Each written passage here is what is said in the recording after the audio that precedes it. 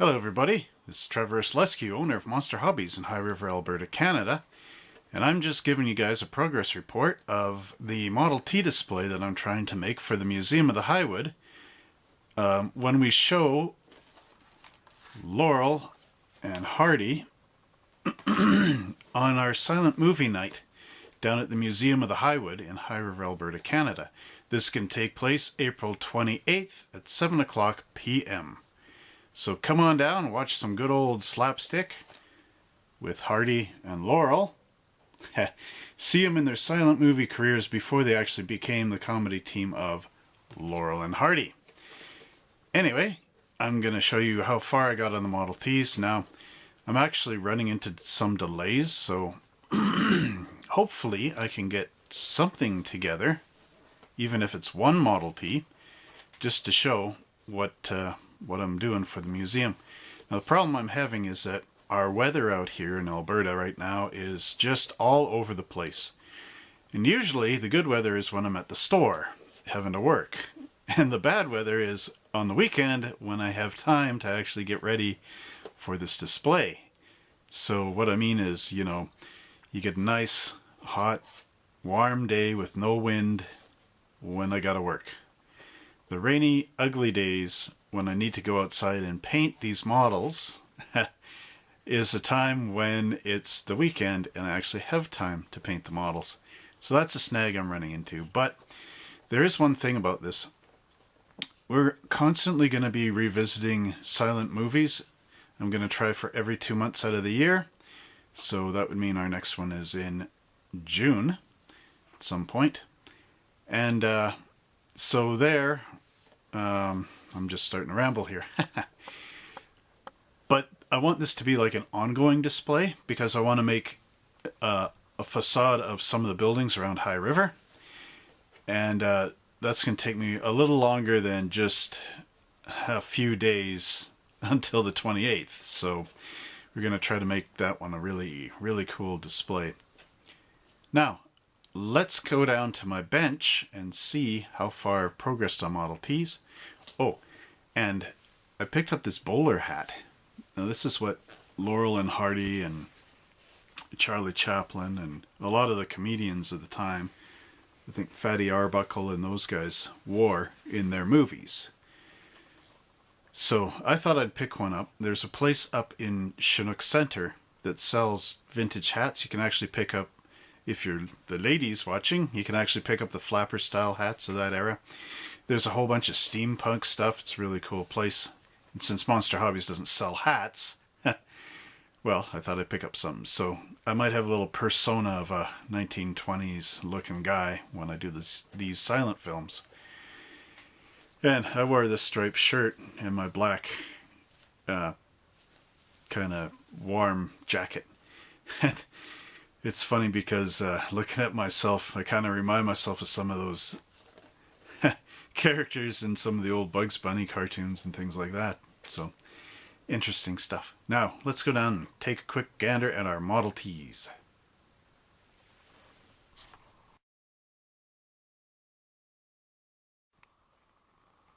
And here we have our workbench, this work in progress. It's looking quite like a Model T factory back in the day. I've got all the frames in the back here with some bodies. And then some of the components like the turtle decks, the spare tires, the steering columns, and then sort of like a pulled out version of some of the cars, just so I don't lose parts. And then here I've got all the up top tops, the windshield frames for the coupes, the seat bottoms, the seat backs, wheels, folded up tops, or folded down tops. And of course the pickup truck, the tall T, or as they call it, the 5-window coupe. This T is that 5-window coupe.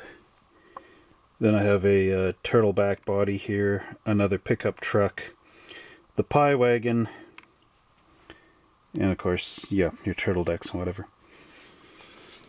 Now the frames here, this is from the panel van, the 23T panel van. These ones are all 25 kits. Oops, course, this one, sort of a work in progress. I'm probably going to have to repaint this because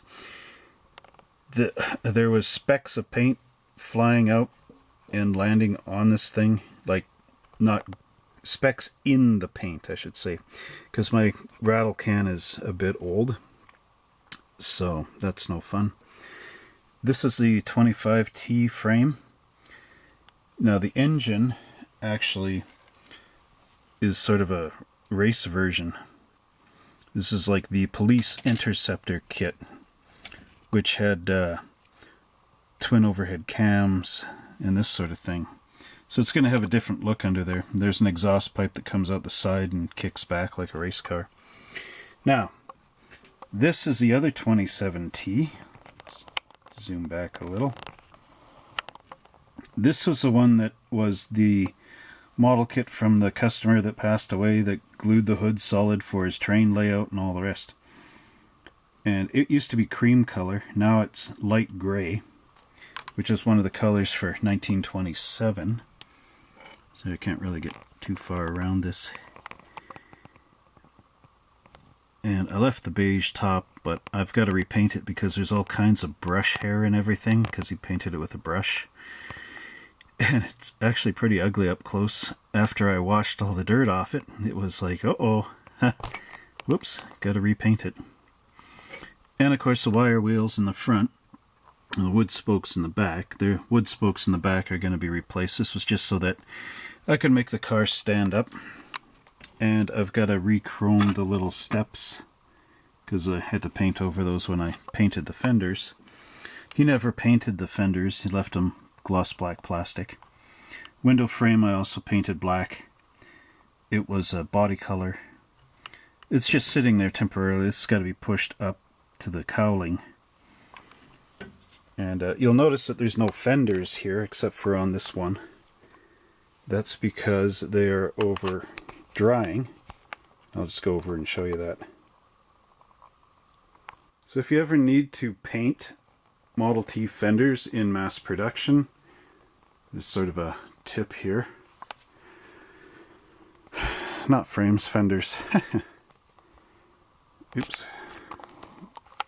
Here. Okay, here's a good example. These are all done the same. So what I've done is I've got this paint shelf, as you can see, hanging off my wall with the metal brackets. So I got a wire that hooks on and goes into the back. I don't know if I want to touch this because I just painted it. Yeah, I guess it's okay.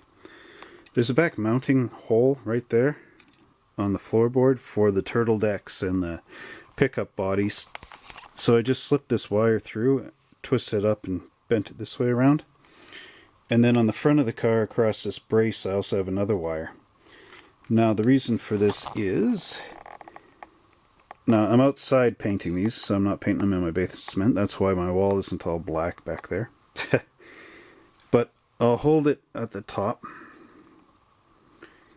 and spray paint going down this way. And then I turn the fenders this way and do the same with the paint spraying down this way. And of course spraying your sides, you know, so you don't get missing spots there. Then I'll take it. Ooh. Okay. Just a minute. Pardonnez-moi. I'll take the fenders and then flip them this way and hold it like that, and then spray the top down again this way, and then turn it around and spray the top down from the back, and then come back down in the basement and hang it back up on the hook. Let's just get her back to how they're sitting, because that's a better hook end that I made. And then of course you hang them, and then you get a few like these ones too coming over here and floating by like ghosts. Then I got the one up here, and of course the one over there. So there's 5 of them all together. And the reason why that other one is on the Model T over there is because I had to spray paint these flat black first. These are molded in white, And the reason why is enamel paint, especially black, is very thin. So like if you look here, don't know if you can see it, but there's a little ridge that runs around the fenders like a pinstripe. And what will happen is the paint will run off. And I got an example of that. I'll just show it to you. So here on this chair, I've got, this is the Model T panel van that I got off the customer that passed away. But it was molded in red. And I had to strip the fenders. He painted them with this black paint that, I think I know what kind of brand it was. It was that spray paint they used to sell. It was Canadian-made spray paint, and it came in white and black, and it had a maple leaf on the can, and it was terrible. It never adhered properly, and you could literally, after you painted it, after about a week, you could chip it right off the plastic. It was bad stuff. It's not on the market anymore, so for obvious reasons. Yeah, you can't really tell with the lighting in the basement here. But this fender here, I first painted flat black as an experiment, and then I painted gloss black over top as a second coat. Now this one has really heavy ridges right in there. And the flat black stuck to the heavy ridge, and then the gloss black stuck to the flat black on there. But on this one, and I know you can't see it, pardon the lighting, but in that same thing, if the lighting, you catch it right, you can actually see a bit of red through the black. Because this one I painted with 2 coats of gloss black. And even with 2 coats, it ran off on the high spots. So I had to paint those other fenders I just showed you flat black first because they were white, and that would have really shown up. So now this is plastic. All plastic out of the kit. But I painted this with the Games Workshop 4-stage acrylic paint. So base coat, a shade, layer 1, layer 2. I could actually go dry brush on top of this if I wanted, but I don't know how much you'll see in there when the kit's completed. But that's the wood grain, there's underneath, wood grain that I painted for this old kit. I still got to paint these edges black here, and the cross beams. Although those are wood, so never mind. There's the inside of the roof. And of course the roof itself, which was flat black. Painted it flat black. And of course we got those panels. And unfortunately that one's broken, but there's the top of it still glued to the other piece, so that's going to be fun. Anyway, I'm not sure how many of these Model Ts I'm going to get done for the show, but I will do my darnest to at least get one with Laurel and Hardy in it from, pardon the movement here, the original Laurel and Hardy kit.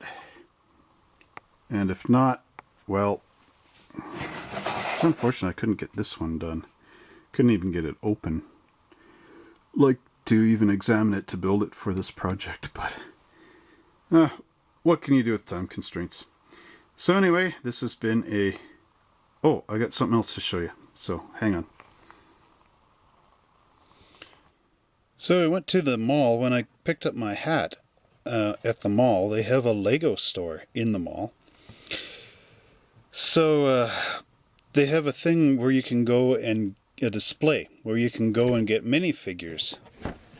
And of course the minifigures are all just, you know, you got one compartment that has heads, another compartment that has hats and accessories, another compartment that has legs, another compartment that has bodies, and they're just all randomly stuffed in there.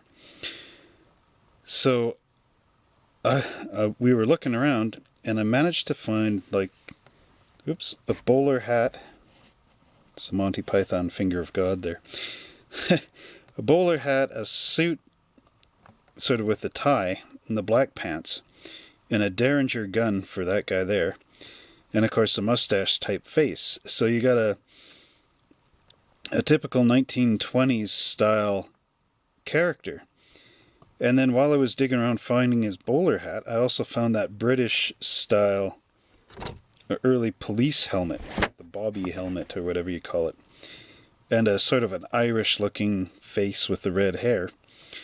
I couldn't find a police shirt, but I did find that sort of, 20s era suspenders with the white shirt thing.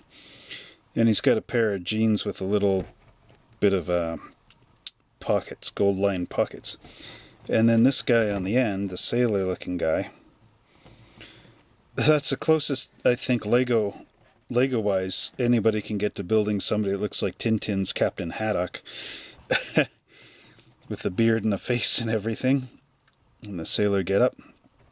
So I figured this would make a pretty interesting little group of guys for a 20s themed Lego type of thing. And now everybody's holding a type of weapon in a way. You got a police baton, a derringer, but Captain Haddock, they had all these things. They look like records. So I thought I'd take the record, because you're allowed a hat, a head, a body, legs, and one accessory. Of course, you got to pay for this, right? But anyway, I thought I'd take that record because it kind of looks like a gramophone record. So if I ever, go back to Lego store and they have some stuff to make a little gramophone, well, at least I have the record, because they change these guys every couple of months. According to the guy at the Lego store, every 6 months they redo all those bins.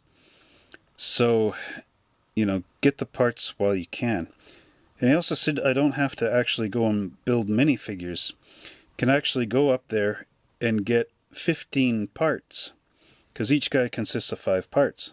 So for the same price as these minifigs, I can actually just get, 15 bowler hats if I wanted. Anyway, something more cool for the 20s theme. This could also be murder mystery figures for like one of those type of Lego murder mystery deals. Anyway, hope you enjoy it and hope you come down for our show of Laurel and Hardy on April 28th, Museum of the Highwood, 7 o'clock down in High River. We'll talk to you soon. Bye.